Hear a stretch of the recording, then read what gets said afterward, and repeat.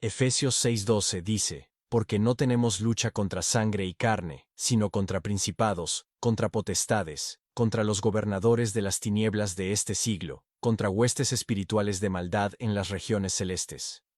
Esto enfatiza que el conflicto del cristiano no es contra seres humanos o fuerzas físicas. Sangre y carne simboliza lo terrenal y humano. Aunque a menudo enfrentamos desafíos, el versículo recuerda que la verdadera batalla ocurre en el ámbito espiritual. Contra principados, contra potestades. Nuestra lucha no es contra seres humanos. Aquí se refiere a jerarquías de seres espirituales malignos. Principados y potestades son términos de estructuras organizadas de poder en el reino espiritual. Nos enseña que existe un orden en las fuerzas del mal que opera contra el bien, contra los gobernadores de las tinieblas de este siglo. Esto se refiere a entidades espirituales que influyen en la oscuridad moral y espiritual en el mundo actual. Tinieblas simboliza ignorancia, pecado y separación de Dios. Por lo tanto, estos seres espirituales no pertenecen al reino de Dios, no tienen cuerpo, son solo espíritus, pero buscan un cuerpo al que puedan utilizar para lograr sus propósitos. Cuando dice, contra huestes espirituales de maldad en las regiones celestes. Al decir huestes, se refiere a un ejército organizado de seres malignos. Regiones celestes no significa el cielo donde habita Dios, sino el ámbito espiritual, donde ocurren estas batallas. Aquí, se hace hincapié en la dimensión espiritual de la lucha, que trasciende lo visible. Este versículo subraya que la vida cristiana implica una batalla espiritual que no se libra con armas físicas ni contra enemigos terrenales. Se refiere a una lucha contra fuerzas malignas organizadas, que buscan influir en las vidas y en el mundo. Pero aquí tienes una guía bíblica, que te ayuda para vencer cualquier ataque del enemigo, pero recuerda que tu enemigo no es ningún ser humano. Aunque tú veas a un ser humano frente a ti, no es contra él la guerra. La guerra es contra seres de maldad. Y recuerda que van por rangos. Hay unos más peligrosos que otros. Hay principados, potestades y gobernadores. Efesios 6:13. Te dice, por tanto, tomad toda la armadura de Dios, para que podáis resistir en el día malo, y habiendo acabado todo, estar firmes.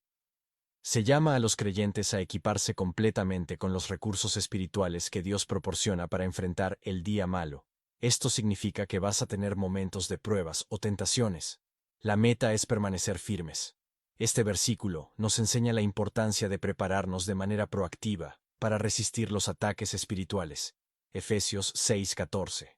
Estad, pues, firmes, ceñidos vuestros lomos con la verdad, y vestidos con la coraza de justicia. La verdad es como un cinturón que sostiene toda la armadura y da estabilidad. La verdad de Dios y la honestidad deben ser la base de la vida del creyente. Cuando dice, vestidos con la coraza de justicia.